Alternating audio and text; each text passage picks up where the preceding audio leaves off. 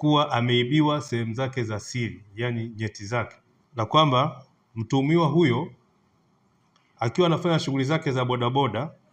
Habari gani mpenzi mtazamaji wa YouTube channel ya kwetu, na nikukaribishe, karibu sana. Kama bado hujaweza kuwa mwanafamilia kwa kuweza kubonyeza maneno yaliyoandikwa subscribe, basi nikuombe ufanye hivyo ili pindi tu tunapokuwa tunakuwekea habari zetu na kuwa mtu wa kwanza kabisa kuweza kuzipata.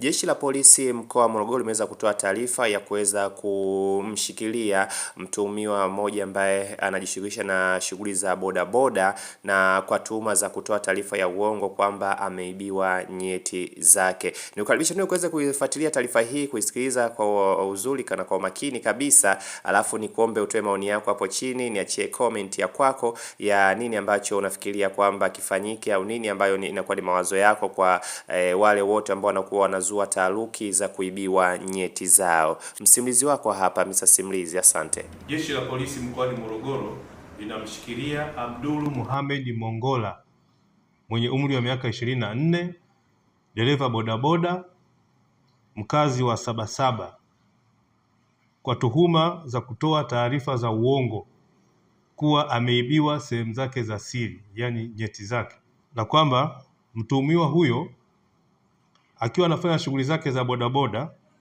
eneo la 88 hapa mjini Morogoro, aliitwa na abiria ambaye jina lake tunalihifadhi kwa sababu za kimaadili, na kumtaka ampeleke maeneo ya mjini kati. Mara baada ya kumpakia abiria huyo, bodaboda huyo aligundua kushikwa bega,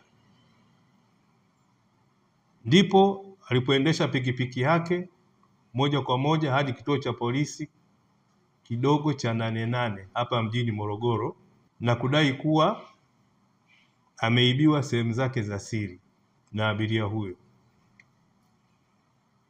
Uchunguzi wa awali uliohusisha wataalamu wa afya kutoka hospitali ya rufaa ya mkoa wa Morogoro umebaini kuwa mtuhumiwa huyo anazo sehemu zake za siri, yani ziko intact, hana tatizo lolote,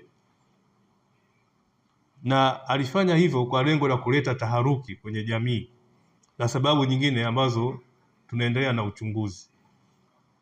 Jeshi la polisi mkoa wa Morogoro litaendelea kuchukua hatua kali za kisheria na stahiki dhidi ya wale wote ambao wataendelea kueneza uvumi huu ambao hauna ukweli wowote, wenye lengo la kuleta taharuki na kuleta madhara kwenye jamii, mfano watu kujeruhiwa na wengine kupoteza maisha. Hatutakuwa na muhali hata kidogo kwa watu wanaoendesha uvumi wa namna hii.